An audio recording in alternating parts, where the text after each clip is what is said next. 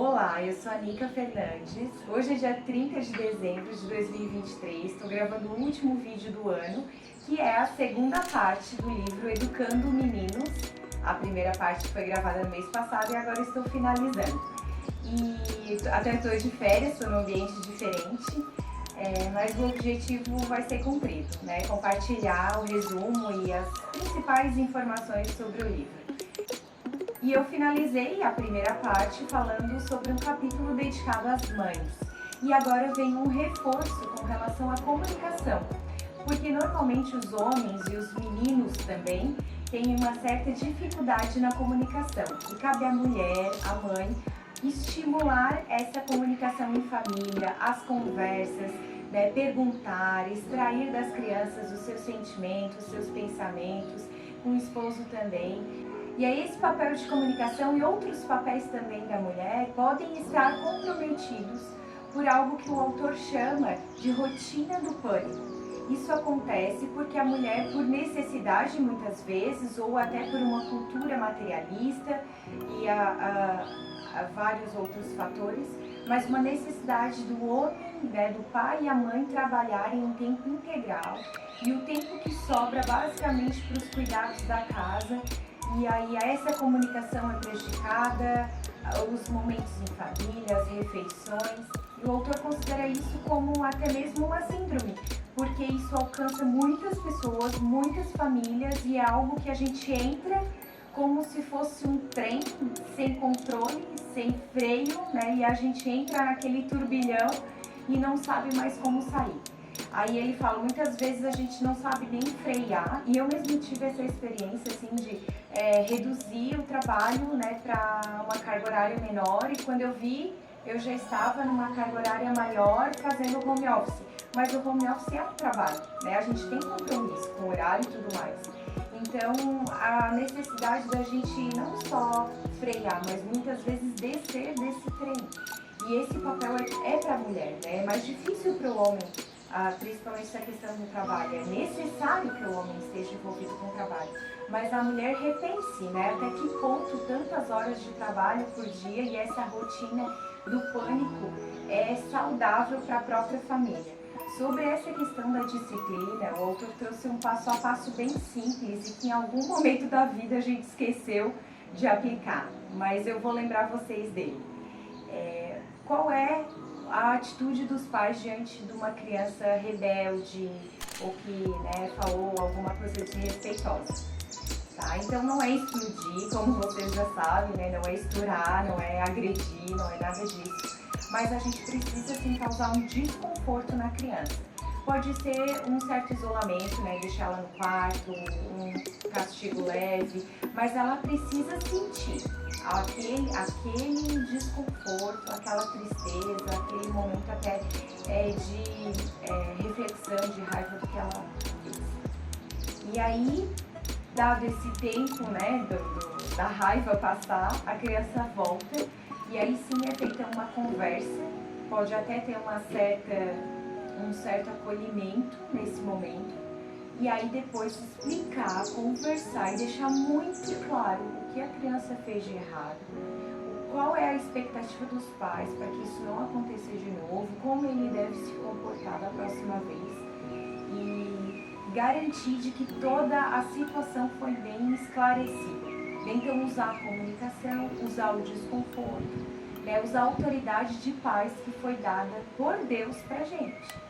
Tá? Muitos pais, eles erram por medo de causar um trauma, né, de provocar algum sentimento que depois possa não ser revertido, mas o autor deixa muito claro que a indiferença no momento de desrespeito causa danos muito maiores do que o posicionamento dos pais. Espera-se, a criança, e principalmente o menino, ele tem uma tendência a não seguir regras, né? A se desviar do caminho. E então, o menino, mais do que a menina, precisa de disciplina, de referências. E ele fala como um riacho que não tem as suas pedras, né, que não desenha o caminho, o curso desse riacho. ele se torna numa água parada. Assim como a criança, né, que não tem um direcionamento, o menino que não tem esse caminho traçado pelos pais, né, através da educação, da correção, da disciplina, ele se torna alguém no futuro muito mais suscetível a drogas, álcool, violência, comportamentos sexuais ilícitos e tudo mais. Então essa é a hora da gente tomar a posição. E outra questão também que eu nem tinha pensado sobre esse ponto de vista é que a criança faz parte da família e para que o sistema familiar funcione, a gente precisa trabalhar.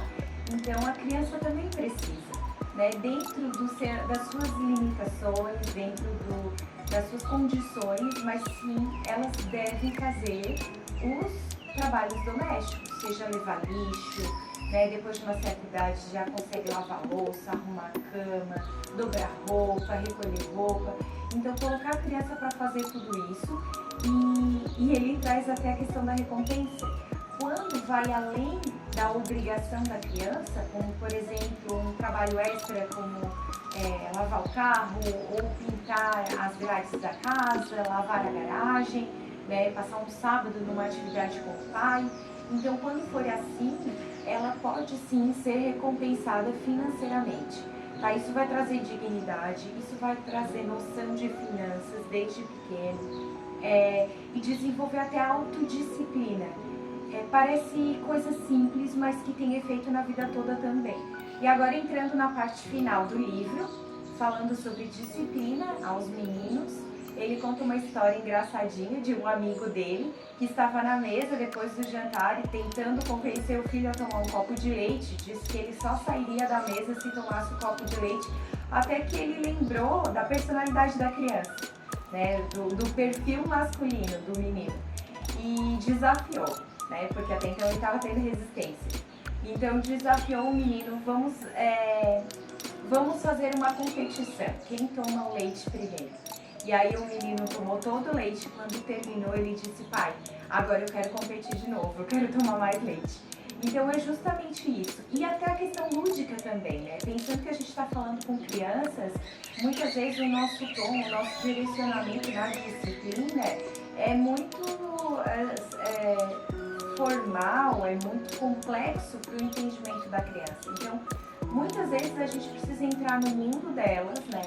E enxergar como elas enxergam. Essa questão da competição para os meninos é muito forte e aí pode ser até que a gente precise orientar com relação a isso, porque não é saudável a competição com meninas, né? Essa rivalidade entre meninos e meninas, isso não deve ser estimulado. A gente deve produzir neles um espírito esportivo, né, saber ganhar e saber perder. Isso também vem do exemplo, né? Ele fala sobre pais quando estão assistindo competições, como é que esses homens se comportam com relação aos juízes, com relação às regras do jogo. Então a criança está o tempo todo observando de uma forma indireta muitas vezes, mas ela está memorizando. E aí isso está ficando registrado e a gente precisa tomar cuidado, né? E ser ético, realmente ter uma postura correta diante das situações, porque os filhos estão nos observando.